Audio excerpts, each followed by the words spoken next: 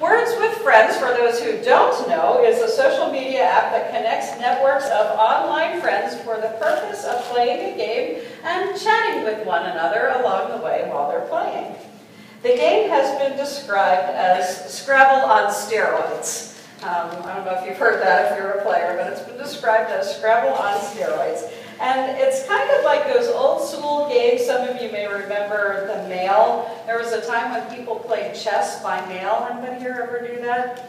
You might be telling your age if you have. I don't know. But this is kind of like that, only it's instant. It happens on your phone, it's instant. It's supposed to be a friendly game that uses words as a kind of social lubrication that brings people together because they chat while they're playing. Words with Friends has become wildly popular, and it is considered one of the most addicting apps that you can have on your phone, with many users like Alec Baldwin unable to turn it off and stop playing. I'll admit that I haven't gotten into it, perhaps because I too love games and would spend probably too much time at it, and Dick says I already need a recovery program for my addiction to Sudoku, so he suggests that I not add something else to that. Words can be addictive in games, and they can be powerful in life. The irony of the situation with Baldwin is that while he was continuing to share collegial words with his friends on the phone, the reports are that the words that he was using with the flight attendants were really different from those collegial words that he was using on his phone. Those flight attendants just trying to do their jobs. American Airlines says that Baldwin was extremely rude to the flight attendants, that he called them inappropriate names and used offensive language, and you can just guess where that went. We probably don't need to know. They were neither words with friends or friendly words, those words that happened there on that plane. And when all was said and done, the flight was forced back to the gate to deplane an irate Baldwin. That made the other passengers wait, and I'm just guessing here, but I'm thinking that maybe they had some choice words of their own. What do you think? Maybe some more unfriendly words were exchanged. The book of James, chapter 3, verse 5 says, "How great a forest is set ablaze by a small fire." We're hearing a lot this year about some devastating fires in the western part of our country because of the drought, all beginning from a spark of some kind, just a little thing, turning into a huge fire. Huge areas of land, including lots and lots of homes for people, are being leveled by fire. What James says is true. How great a forest is set ablaze by a small fire. But then James goes on in verse 6 and says this, "And the tongue is a fire." Tongue is a fire. How many of you would say, if you're honest, that your mouth is often your very worst enemy? That would be true for me. Anybody else have that same problem? Your mouth is often your very worst enemy. Listen again to what James says in verses 7 through 10. He says, "Every species of beast and bird, of reptile and sea creature can be tamed and has been tamed by the human species, but no one can tame the tongue. A restless evil full of deadly poison. With it we bless the Lord and Father, and with it we curse those who are made in the likeness of God. From the same mouth come blessing and cursing. My brothers and sisters, this ought not to be so." Who says the Bible isn't relevant? How much more relevant can you get than that? It is so absolutely true. Did you hear the part "from the same mouth"? I've been known to ask teenagers whose language is sometimes not so nice, "Do you kiss your mother with that mouth?" That same mouth? Our mouths get us into trouble. And even worse, they can cause troubles for others. The quote from Billy Graham on the top of the bulletin, did you notice that, about the parrot and the town gossip? Reminds me of a story that you might have heard before. It seems that a burglar broke into a house and was going to steal things. That's why a burglar would break into a house. And he shined his flashlight around looking for valuables to steal. He had just picked up a CD player when a strange disembodied voice echoed from the dark saying, "Jesus is watching you." He nearly jumped out of his skin. He clicked off his flashlight and he froze. When he heard nothing more, he continued, and as he was pulling audio components out of their cabinet, he heard, "Jesus is watching you." Freaked out, he shined his light around frantically. Finally, in the corner of the room, his light beam came to rest on a parrot. "Did you say that?" he hissed at the parrot. "Yep," the parrot confessed and then squawked, "I'm just trying to warn that he's watching you." The burglar relaxed at that point and said, "Were we, huh? Who are you, anyway?"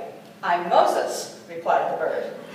"Moses," the burglar laughed. "What kind of people would name a bird Moses?"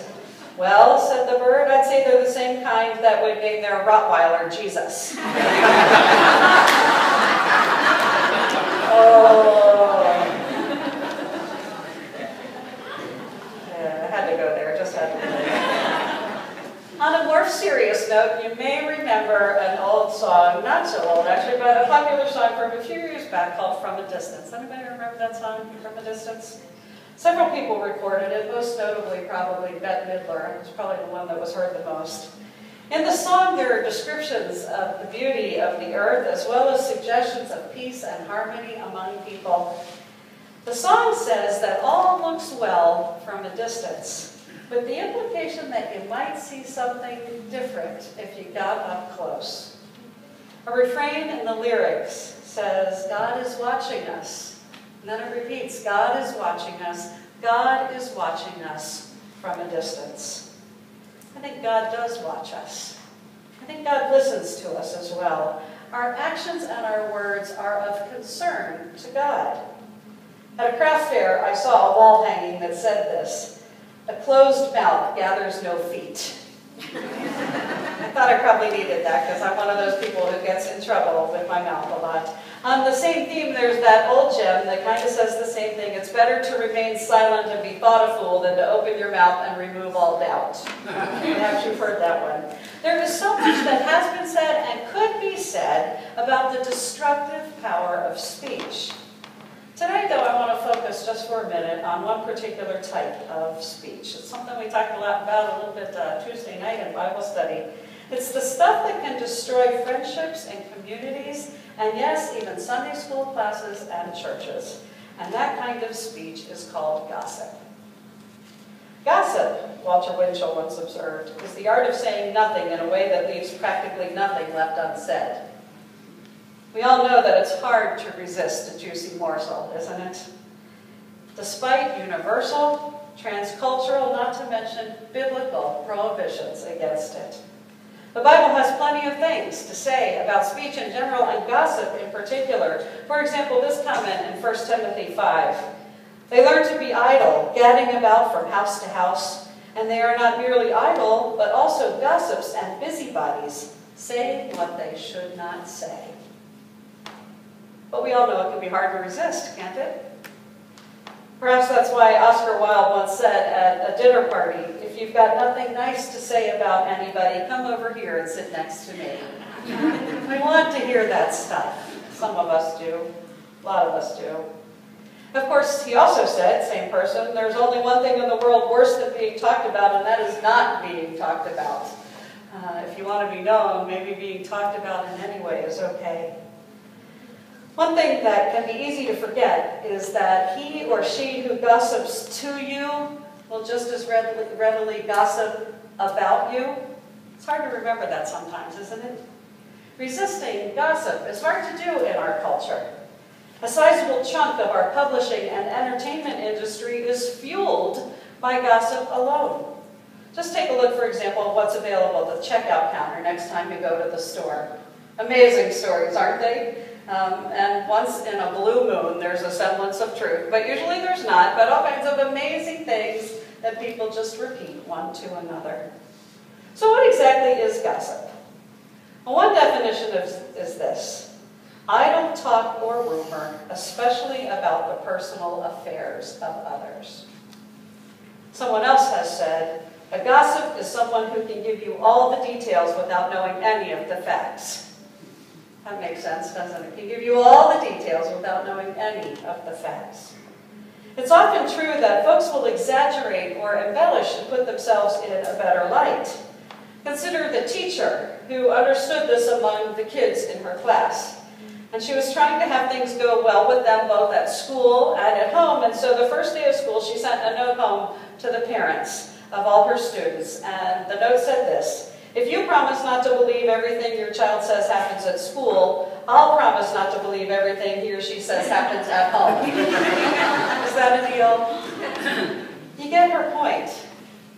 But the problem with repeating gossip is that you never know if you're telling the truth or not. If you are repeating gossip, you do not know if you are telling the truth or not. You know that it takes two to tango. It takes two to gossip also, one to speak, and someone else who is willing and perhaps even eager to listen. Are you either one or the other on occasion, the speaker or the listener? There was a seasoned pastor who wrote this on his blog, and I was reading this thinking I could have written exactly this. I didn't, somebody else did, but here's what he said: "Almost every sin imaginable has been confessed to me during the 35 years I've been a minister. Stealing, lying, adultery, and even murder. That would be my experience as well. I've heard everything." And then he says this: "But I do not recall that anyone has ever confessed to me the sin of gossip." 35 years, I would echo that. Yet gossip is surely one of the most prevalent sins of all, and one of those most severely condemned in Scripture. He goes on to say we also gossip just by listening. If the receiver of stolen goods is as guilty as the thief, is not the person who provides a willing ear the accomplice to one who bears the tale? I personally consider it an insult when a person brings me a bit of malicious gossip. In so doing, he or she is passing judgment on me, assuming that I am the kind of person who delights in hearing such slander. Interesting thoughts, don't you think? So what's a Christian to do? James says that out of the same mouth come blessing and cursing, and that's certainly true. Our goal should be to tip the balance, always toward the good. So today I want to suggest 3 filters to use toward that goal. You know about filters. We use filters for all kinds of things. Filters are used in faucets to get the impurities out of water. Filters are used in swimming pools to get the junk out that ends up in the pool. Filters are used on computers to keep out the spam. Thank God for that. Filters are used on television receivers to block inappropriate programs from children's viewing. Not every filter, of course, works perfectly. For example, cigarettes have filters these days, don't they? But those filters don't block all the harm caused by first and second-hand smoke. Even so, filters can be helpful in many situations. So I want to suggest 3 that apply to what we say, the speech that we use, and to the things that we're willing to listen to other people say. 3 gossip filters. First is the filter of truth. Even though, as we said earlier, when you gossip, you're not really sure if you're telling the truth or not. But the filter of truth would ask the question, how sure are you that what you're saying or what you're listening to is true? Second is the filter of goodness. Does what's being said by you or to you about someone else say something good about that person? And third is the filter of usefulness. Is the statement being made useful in any way? It will not always be clear that all 3 filters are fulfilled. And sometimes, to coin a phrase, 2 out of 3 ain't bad. For example, someone could say about a talkative person, such as myself, that we dominate the conversation. Such a statement would be true, and it might be useful, but it might not necessarily be nice. But 2 out of 3 ain't bad. The book of James says the tongue is a fire. The question for us then is whether the fire will be used in controlled and useful ways. There are controlled and useful ways to use fire, aren't they? It can be for warmth, it can be for cooking, it can be for light. Or will that fire be allowed to race out of control, destroying everything in its path? Each of us has a choice about our own little bit of fire, our own tongue. From it can come blessing or cursing. Use the filters, both for speaking and listening, the filters of truth, goodness, and usefulness. And use the power of God, the power that makes it possible for you both to live and to speak blessing. Thanks be to God. Amen.